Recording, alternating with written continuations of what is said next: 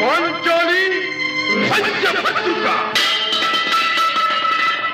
ఏమే ఏమేమే నీ ఉన్నత వికటాట్టహాసము!